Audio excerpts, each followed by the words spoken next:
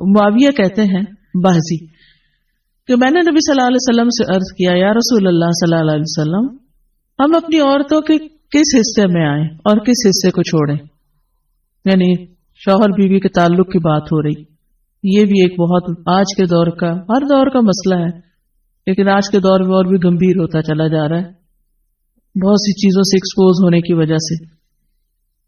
تو کیا جائز حد ہے اور کیا نہیں ہے فزیکل ریلیشن شپ کے لیے, کس حصے کو استعمال کیا جا سکتا ہے کس کو نہیں, یہ سوال.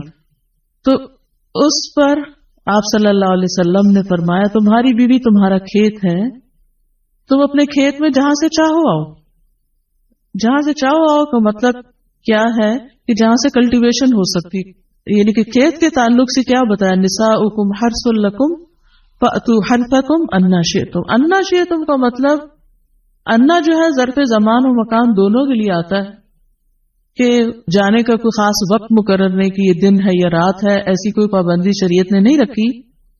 اور اسی طرح جب کھیت کہہ کے بیوی کو بتایا گیا تو اس میں اس کی یعنی کہ اس کی قدر و قیمت اور اس کی حفاظت اور اس کی سرسبزی اور خوشحالی اور وہ ساری چیزیں اپنی جگہ ہیں. پلس یہ بہت ہی حکمت کی بات ہے کہ کھیت میں کچھ اگ جب ہی سکتا ہے جب اس میں بیج ڈالا جائے. تو اب شوہر بیوی کے ساتھ کیسا تعلق قائم کرے کہ اولاد پیدا ہو سکے. وہ اورل سیکس سے تو نہیں ہو سکتا, وہ اینل سیکس سے بھی نہیں ہو سکتا. obviously انڈرسٹوڈ ہے کہ انا کا مطلب یہاں کیا ہے, ٹھیک ہے نا. یعنی یہ وہ باتیں کہ جن کو بہت لفظوں کو کھول کھول کے نہیں بولا جا سکتا, لیکن اٹس انڈرسٹوڈ. تو آپ نے کہا جہاں سے چاہو, یعنی کوئی رکاوٹ نہیں, ممانعت نہیں. اس کا یہ مطلب نہیں کہ ناجائز حدود فلان کے کہو کہ اس کی بھی ممانعت نہیں. البتہ جب تم کھاؤ تو اسے کھلاؤ, یعنی کہ شوہر خود آؤٹنگ ڈائننگ کے لیے چلا جائے اور بیوی کو کہے کہ بس گھر میں ہی پکا لو اپنے لیے اور کھا لو, خود صرف دوستوں کے ساتھ رہے. دس از ناٹ رائٹ. بیوی کو بھی لے کے جائیں اور ساس بھی بہو کو جانے دے. جب تم کھاؤ تو اسے بھی کھلاؤ, جب پہنو تو اسے بھی پہناؤ. کا مطلب یہ ہے کہ عید آئی ہے اپنے لیے سوٹ لے رہے ہو تو بیوی کو بھی کچھ لے کے دو. یہ ہے اکوالٹی ایک طرح سے. تو اس کے چہرے پہ نہ مارو, اسے گالیاں مت دو, ابیوز نہیں کر سکتے. اور اسے قطع تعلقی اگر کرو, یعنی ویسے تو نہ کرو لیکن اگر کرو تو گھر کی حد تک رکھو, کک آؤٹ نہیں کرو, گھر سے باہر نہیں پھینکو, گھر سے نہیں نکالو. کیونکہ بادشاہ اور کہتے ہیں نا, فون پہ کہہ دیتے ہیں گھر چلی جاؤ ماں باپ کے, میں تب گھر میں داخل ہوں گا, آؤں گا ہی نہیں. یہ غلط ہے, ایسے نہیں کرنا چاہیے.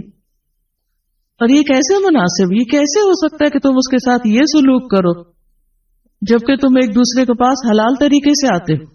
یعنی تمہارا ایک جائز تعلق ہے اور پھر تم اس تعلق کو اس طرح خراب کرو. تو بیوی کو مارنے سے متعلق جو قرآن اور حدیث کی روشنی میں جو حکم ہے وہ سامنے. پھر اسی طرح غلام کو مارنے کی ممانعت, نوکر کو, غلام کو, اس کو بھی نہیں مارنا چاہیے. ابو مسعود بدری سے روایت ہے کہ میں اپنے غلام کو کوڑے کے ساتھ مار رہا تھا کہ میں نے اپنے پیچھے سے آواز سنی, اے ابو مسعود جان لو, اور میں غصے کی وجہ سے آواز سمجھ نہ سکا. یعنی ایسے مار رہا تھا کہ مجھے نہیں سمجھ آئی کہ کس نے پکارا مجھے. جب وہ میرے قریب ہوئے تو وہ رسول اللہ صلی اللہ علیہ وسلم تھے اور آپ فرما رہے تھے جان لو ابو مسعود, جان لو ابو مسعود. کہتے ہیں میں نے اپنے ہاتھ سے کوڑا پھینک دیا تو آپ نے فرمایا جان لو ابو مسعود. یعنی آپ بار بار فرما رہے تھے اللہ تم پر زیادہ قدرت رکھتا ہے تمہاری اس غلام پر قدرت سے, یعنی جتنا تم اس غلام پہ قدرت رکھتے ہو اللہ اس سے زیادہ تم پہ قدرت رکھتا ہے, یعنی تمہیں مارے گا.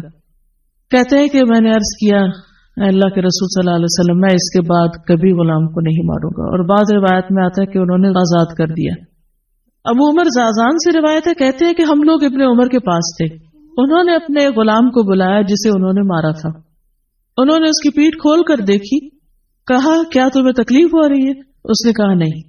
اس کے بعد ابن عمر نے غلام کو آزاد کر دیا اور ایک تنکا زمین سے اٹھایا اور کہا کہ مجھے اس کا اتنا بھی اجر نہیں ملے گا جتنا اس تنکے کا وزن ہے۔ میں نے کہا ابو عبد الرحمن آپ ایسے کیوں کہہ رہے ہیں؟